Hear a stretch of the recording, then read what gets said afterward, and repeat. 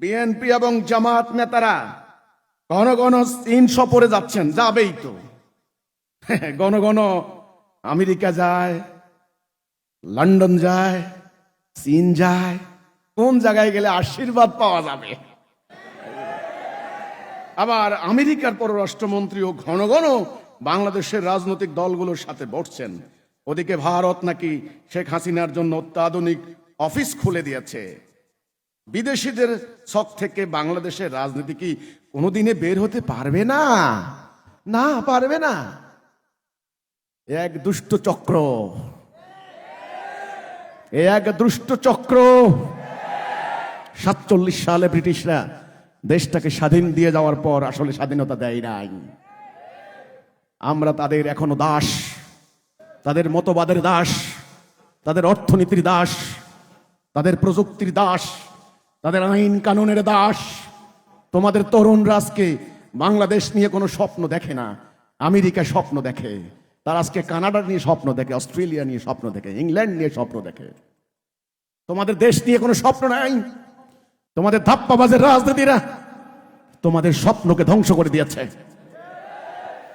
এজন্য কেউ দিল্লিতে যায়, কেউ লন্ডন যায়, কেউ বেইজিং যায়, কেউ নিউ ইয়র্ক যায়। আমরা কোথাও যাব না, আমরা যাব আল্লাহ রাব্বুল আলামিনের কাছে। আমাদের প্রভুকে আল্লাহ। আমরা আইন মানব কার? আল্লাহর। তাদের আশীর্বাদ পুষ্ট দল আছে, আল্লাহর আশীর্বাদ আছে না কারো? তাদের মনোনীত প্রতিনিধি আছে, আল্লাহর মনোনীত থাকতে পারে না? তাদের মাস্টার প্ল্যান আছে, চীনের মাস্টার প্ল্যান, ইন্ডিয়ার মাস্টার প্ল্যান, আমেরিকার মাস্টার প্ল্যান। আল্লাহর কি মাস্টার প্ল্যান থাকতে পারে না? পারে। আল্লাহর মহাপরিকল্পনা আছে, তিনি সিদ্ধান্ত নিয়েছেন এবার ইবলিসের বিরুদ্ধে তিনি বিজয় লাভ করবেন। আল্লাহর মনোনীত ইমাম তিনি মনোনীত করেছেন। আল্লাহর মনোনীত মুমিনরা আজকে ময়দানে নামতে হবে। গগন বিদারী চিৎকারে আল্লাহর উপর ভরসা করে লা ইলাহা ইল্লাল্লাহর বজ্র ধ্বনি দিতে হবে। তোমরা দেখবে।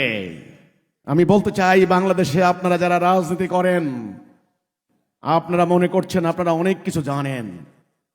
চীন আপনাকে মুক্তি দেবে না, চীন শান্তি চায় না।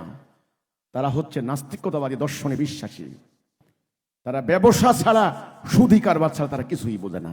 তারা চায় এই অঞ্চলে ভৌগোলিক আধিপত্য। ভারত ব্রাহ্মণ্যবাদী একটা ব্যবস্থার উপর দাঁড়িয়ে আছে। ভারতের 20 কোটি মুসলমান আজকে সেখানে ভীত সন্ত্রস্ত, অধিকার হারা, মানবাধিকার থেকে বঞ্চিত।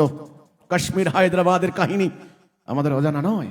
কাজে ভারতমুখী যারা রাজনীতি করছেন, আপনাদেরকে ভারত কোনোদিন বাঁচাতে পারবে না।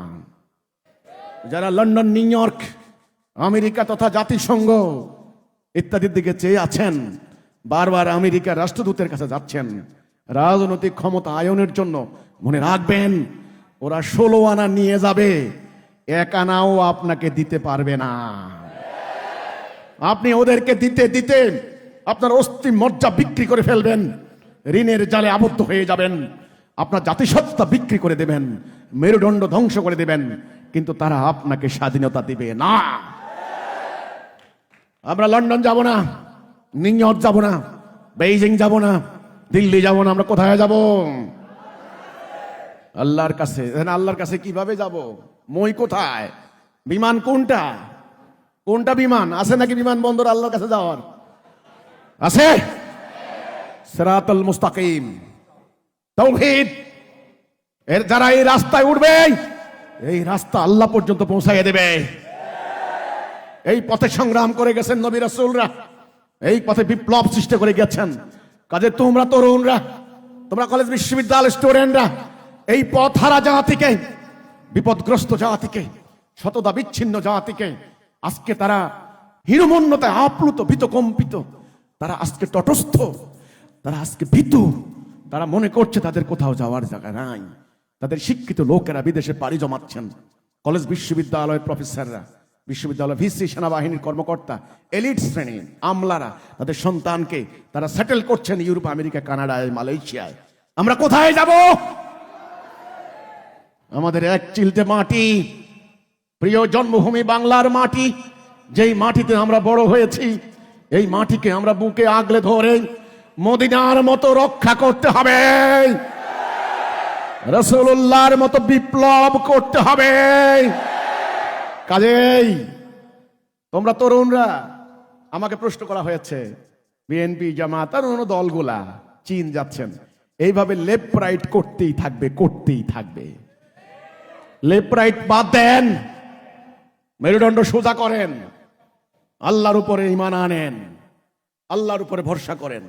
আল্লাহ বলেছেন যারা ঈমান আনবে, আমলে সালে করবে, দুনিয়াতে তাদেরকে খেলাফত দেওয়া হবে। এই বিশ্বাস কি ওনাদের নাই? নাই।